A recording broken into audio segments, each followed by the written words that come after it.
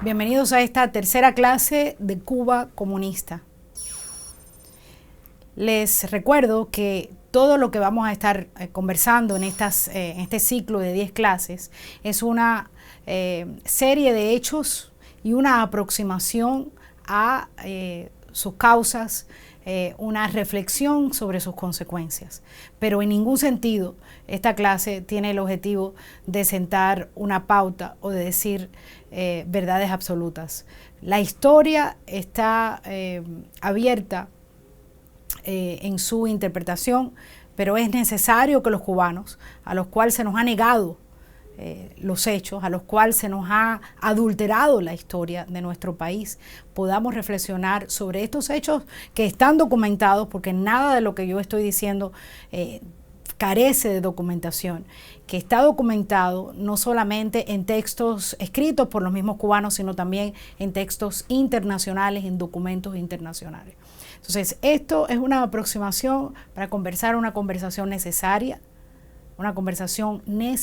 para los cubanos, si queremos mirar hacia el futuro de nuestro país. Hacia principios de 1991, en Cuba ya existía una resistencia organizada a nivel nacional y la resistencia en las montañas era creciente, no solo en el Escambray. Fuera de la isla, un grupo de jóvenes cubanos recientemente llegados al exilio comenzaron a prepararse para regresar a la isla y por las armas recuperar el país de manos de los comunistas. El 3 de enero de 1961 se rompen las relaciones diplomáticas entre Cuba y Estados Unidos. Los intereses de Washington en La Habana pasan a ser representados a través de la Embajada de Suiza y en Washington los de Cuba en la Embajada de Checoslovaquia. El presidente Eisenhower tenía un plan para derrocar el régimen que se estaba imponiendo en Cuba, pues los cubanos fuera de la isla estaban ávidos de apoyo para recuperar su país. Al llegar John F. Kennedy al poder, este fue informado de todos los detalles de ese plan y contestó que siguieran adelante, pero que le reservaran a él el derecho de cancelar la operación en cualquier momento. Estos jóvenes cubanos exiliados fueron entrenados en diferentes lugares de Centroamérica y el Caribe, en preparación para el día de la invasión, y conformaron la Brigada 2506. 30 días antes de la invasión, el 18 de marzo de 1961, ya habían arrestado a los principales líderes de la resistencia clandestina en el país, entre ellos Rogelio González Corzo, conocido como Francisco, líder nacional de la resistencia, que por cierto fue arrestado por casualidad cuando se encontraba en una reunión en una casa y la policía vino a arrestar personas a otra casa. No sabían que el que estaba reunido en esa otra casa era Rogelio González Corzo. Los líderes de la juventud en La Habana, Virgilio Campanería, Alberto Tapia Ruano, entre otros, también fueron arrestados. Los arrestos llegaron a más de 25,000 personas. La Brigada 2506, integrada por 1.500 cubanos, desembarcó al sur de Matanzas en Bahía de Cochinos el 17 de abril de 1961. Salieron hacia Cuba desde Nicaragua. Los aviones de la brigada comenzaron a atacar desde el 15 de abril. A último momento, Estados Unidos, bajo las instrucciones de su presidente, John F. Kennedy, retira el apoyo aéreo a los brigadistas. Sin ese apoyo estuvieron 3 días luchando hasta que ya no contaban con municiones. La mayor parte de los brigadistas fueron detenidos y el presidente Kennedy se responsabilizó por la acción.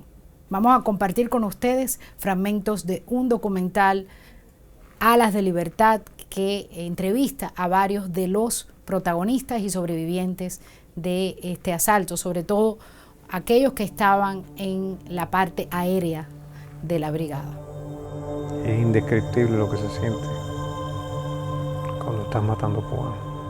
El problema que tenía la Fuerza Aérea que todos los pilotos querían morirse por la patria. Gustavo Ponzoa, en paz descanse, me dijo, Miralles, los van a matar a todos. Y eso fue lo que pasó.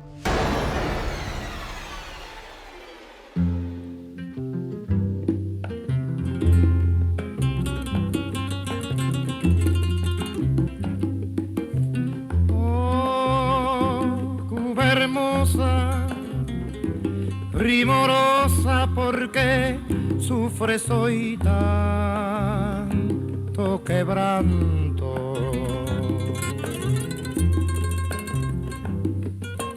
Oh, patria mía, ¿quién diría que tu cielo azul nublara el llanto?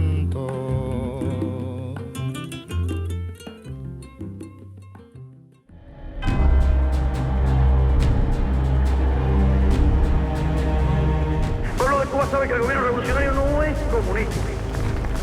I have said very clear that we are not communists.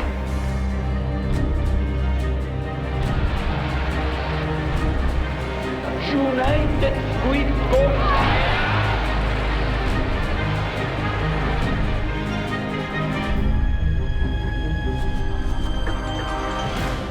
Y con entera confianza, soy marxista-leninista y seré marxista-leninista hasta el último día de mi vida.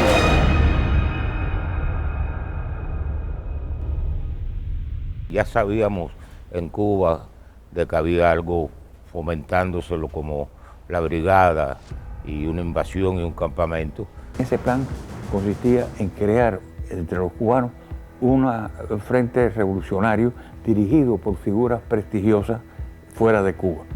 Un entrenamiento a muchachos jóvenes que vendrían de Cuba para regresar a Cuba como team de infiltración, que era la idea original. El tercero era crear entonces fortalecer el movimiento clandestino en Cuba, y el cuarto punto era la constitución de una emisora que transmitiese hacia Cuba, que fue el origen de Radio Swan. Mi madre acababa de llegar de Cuba, no la habían dejado salir y yo no le había dicho que me iba. Y cuando le dije que me iba, cada vez que lo recuerdo, pues es bien duro, ¿no?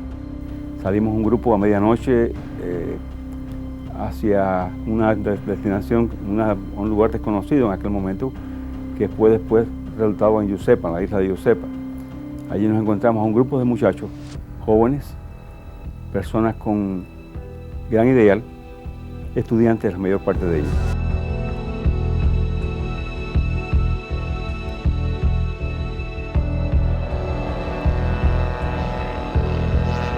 Nos llevaron hasta un avión que estaba muy cerca del hangar, un DC-4, que no tenía insignias, no tenía ventanas, estaba totalmente cerrado. Allí entramos y nosotros especulando para dónde íbamos. Cuando vinimos a ver, nos dijeron que íbamos a aterrizar, aterrizamos. Yo, por cierto, iba sentado muy cerca de la puerta. Y me acuerdo que cuando el avión paró, abrieron y miré hacia afuera y vi tierra colorada. Y entonces dije, yo creo que estamos en Cuba. Entonces le dijeron, no, están en Guatemala. El entrenamiento de infantería fue brutal. Fue brutal porque el filipino Vallejo, que era el jefe de los campamentos, ese fue el hombre que hizo el artífice de la guerrilla de la Filipina. Decía que el invasor tenía que ser Minh and Linh. Linh estábamos a pan con el pan y colí. Y Minh, todo lo que se entrenó era guerra de guerrilla, guerra. El entrenamiento fue un entrenamiento básico, pero yo te diría que principalmente de guerrilla. Fue en las montañas, en un lugar ahí, Nango, me imagino que en idioma indígena guatemalteco quiere decir ciudad o pueblo, y nosotros le pusimos ese Garrapatenango, porque vivíamos cubiertos de garrapata el día entero.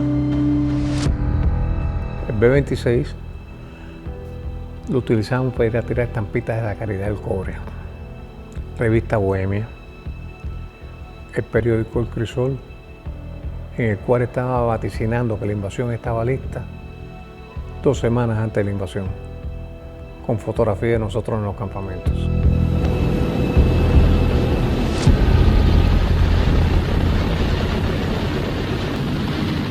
Teníamos 16. Habíamos pedido mejores aviones, más modernos, y no nos los dieron. El presidente dijo que de eso nada, que eran demasiados aviones, a pesar que era el plan que ya se había aprobado.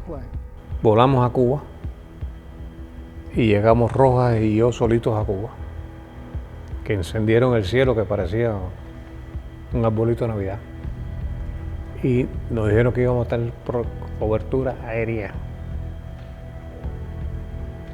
Pero nos dieron a nosotros las instrucciones en hora de Nicaragua y a la gente de hora de Eastern Standard Time, una hora de diferencia. Habían volado antes que llegáramos nosotros. What happened to that? I think there were 3 planes. Yeah. And they flew air cover for an hour. Yeah. And they were supposed to give air cover to the B-26s that were coming in. Yeah.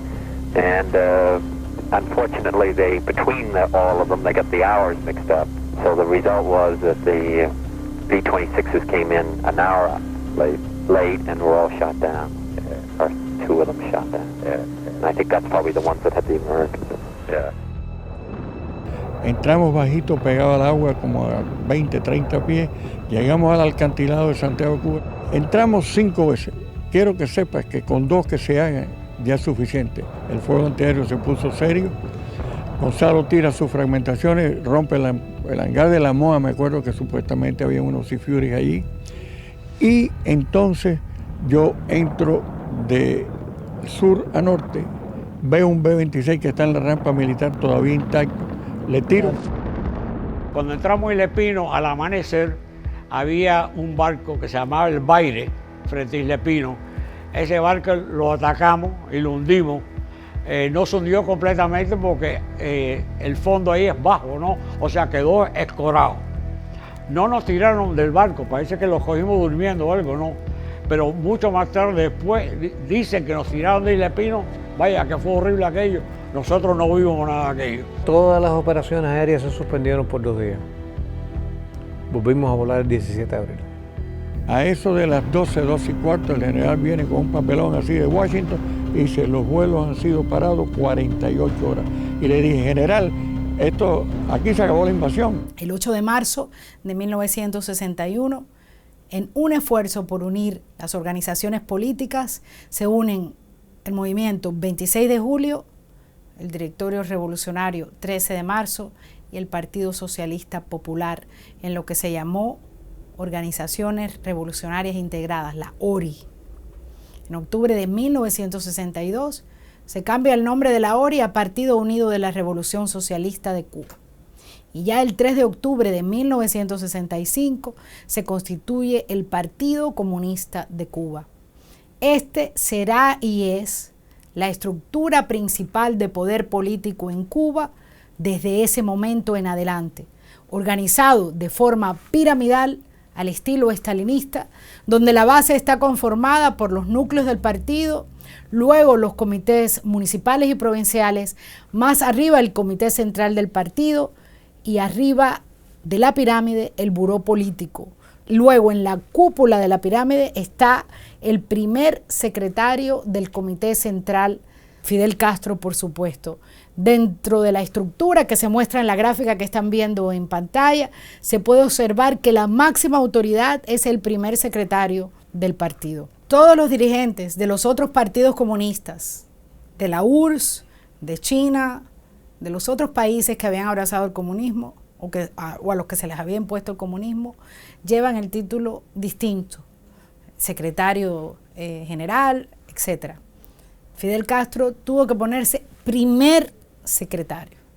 Este modelo, aunque fue copiado de la URSS estalinista, en la propia URSS, en Polonia, incluso en China, el dirigente principal del Partido Comunista es el secretario general. En Cuba se le agregó la palabra primer, manifestando con esto un carácter personalista y caudillista. El PSC es el partido único, anclado en el marxismo-leninismo y considerado vanguardia de la nación cubana. Vamos a detenernos en este concepto, pues aquí radica uno de los fenómenos más destructivos del sistema que existe hoy en Cuba. Identificar un partido con la nación elimina la pluralidad expresada en distintas ideologías e ideas como lo había experimentado Cuba desde que se convirtió en república.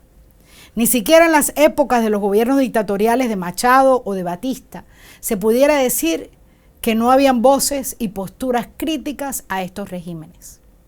Al eliminar y proscribir todas las organizaciones políticas, cívicas y plurales de la sociedad civil, además eliminar los espacios para el debate público de las ideas, o sea, confiscar los medios de comunicación, proscribir las conversaciones en contra del sistema, la sociedad cubana fue sometida a una camisa de fuerzas a través de la represión, cuyo resultado es generaciones sin sentido crítico de la realidad, ciudadanos que padecen de paternalismo y dependen psicológicamente del poder del partido único, y un miedo generalizado a debatir ideas distintas y buscar soluciones a los problemas que aquejan el país.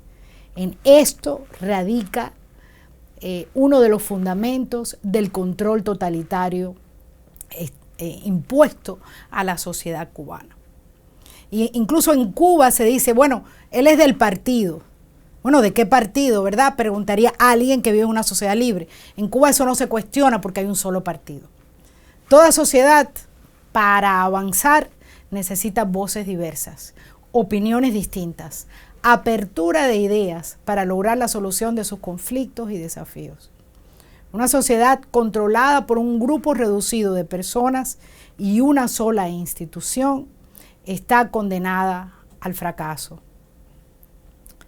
Por supuesto, esto también crea una élite que controla no solo los hilos de la política, sino también los recursos económicos del país, convirtiéndose en una casta privilegiada, mientras el resto de la población languidece, abandonada a su suerte, sin posibilidades de cambiar su destino, a menos que comience a reconstruirse desde dentro.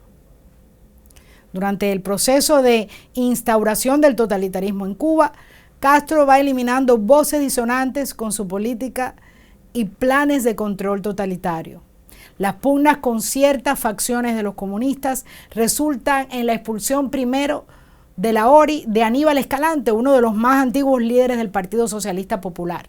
Y luego ya en 1967 la detención de 36 dirigentes comunistas en lo que Castro llamó la microfracción. Los comunistas del PSP criticaban a Castro por su aventurerismo y por no estar acorde con la línea marxista de la Unión Soviética. Castro realiza estas purgas al mismo tiempo que va cortejeando a Moscú para que continúe y aumente el apoyo a su régimen. Entre los detenidos y condenados de la microfracción se encontraba el doctor Ricardo Bofill Pagés, quien después será el fundador en la década de los 70 del Comité Cubano Pro Derechos Humanos. Parte de la alianza de Castro con los soviéticos fue aceptar que en Cuba se instalaran cohetes nucleares, convirtiendo la isla en una amenaza real para los Estados Unidos. El presidente John F. Kennedy ordena una cuarentena marítima a la isla, prohibiendo la entrada de barcos soviéticos con armas atómicas. Nikita Khrushchev recibe la petición de Castro de que se realice un ataque nuclear contra Estados Unidos.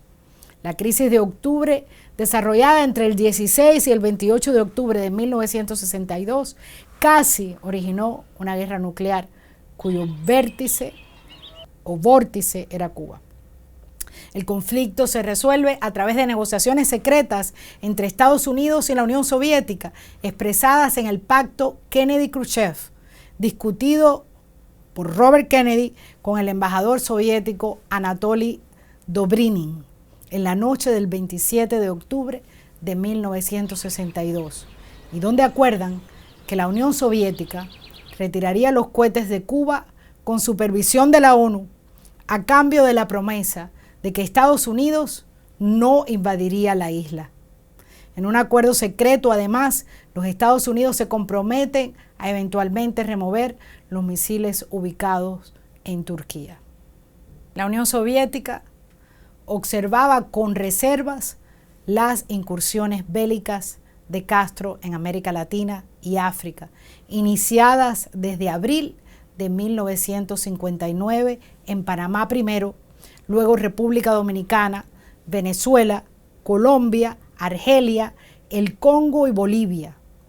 la teoría de Ernesto Guevara de el foquismo, la creación en 1966 de la Tricontinental, la OSPAL, Organización de Solidaridad de los Pueblos de África, Asia y América Latina, y las OLAS, organizaciones todas dedicadas a la subversión y desestabilización de los gobiernos del mundo. A los soviéticos les convenía, sin embargo, tener a 90 millas de Estados Unidos un puntal de avanzada. En la próxima clase hablaremos del presidio político cubano, de la UMAP, de la Guerra del Escambray.